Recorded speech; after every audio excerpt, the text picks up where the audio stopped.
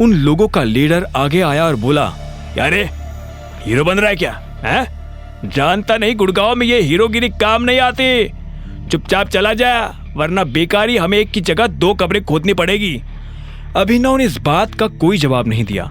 वो बस उन लोगों की तरफ देख रहा था और उनकी गिनती कर रहा था।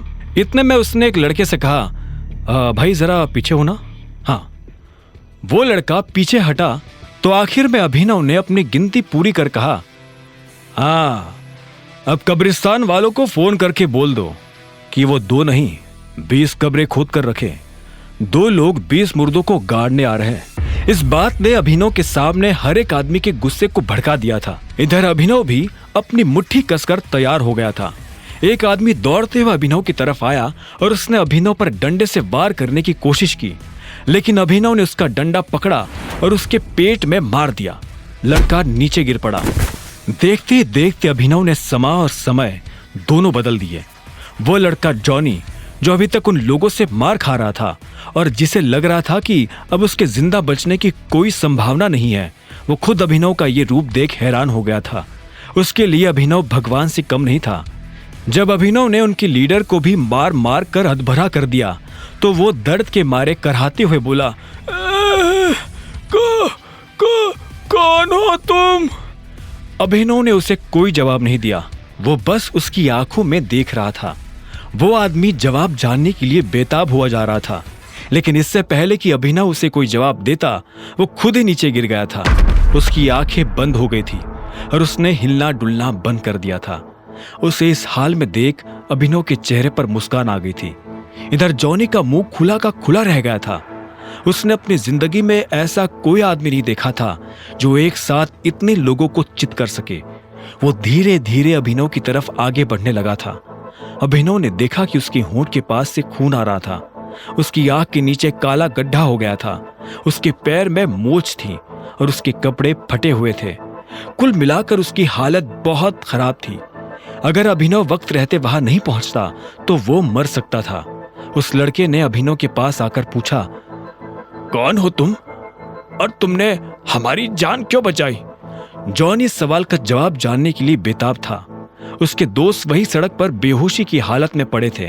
अभिनव ने उसे एक सेकंड के लिए देखा और बोला, मैं कौन हूं ये मैं तुम्हें बता दूंगा, लेकिन तुम्हें वादा करना पड़ेगा कि तुम ये किसी को नहीं बताओगे कि मैं कौन हूं। जॉनी ने अभिनव की शर्त पर बिना सोचे हाँ में सिर हिला दिया।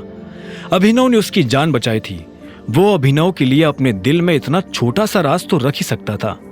अभिनव उसके पास आया और उसे अपना कान पास लाने का इशारा किया। जॉनी अब अपना कान पास लेकर आया।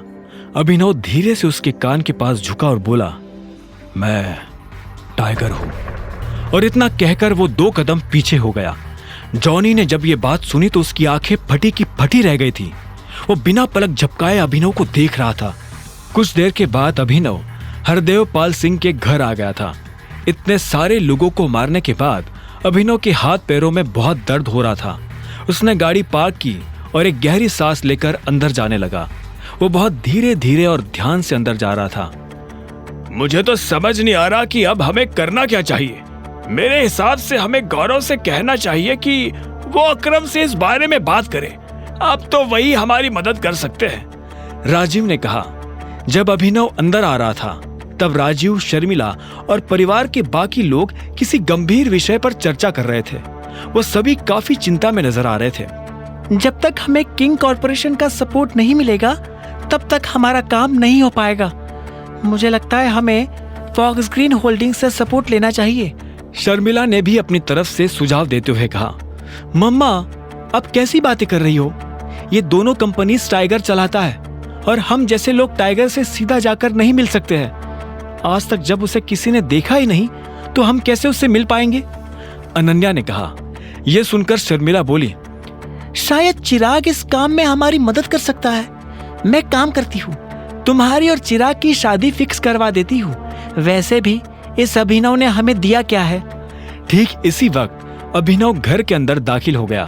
उसे पूरी बात तो समझ नहीं आ रही थी, लेकिन जितना उसने सुना उसे सुनकर उसे लगा कि अनन्या की कंपनी किसी बड़ी मुसीबत में फंसी हुई थी।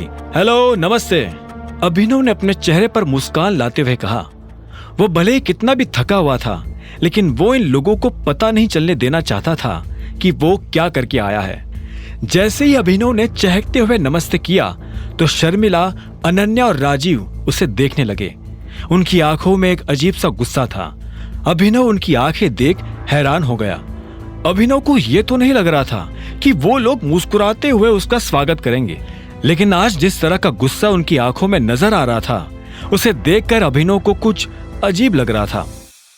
आगे की कहानी जानने के लिए देखें अगला एपिसोड सिर्फ पॉकेट एफएम के यूट्यूब चैनल पर, और द रिटर्न ऑफ टाइगर के सारे एपिसोड्स को सुनने के लिए डिस्क्रिप्शन में दी लिंक से डाउनलोड करें पॉकेट एफएम ऐप।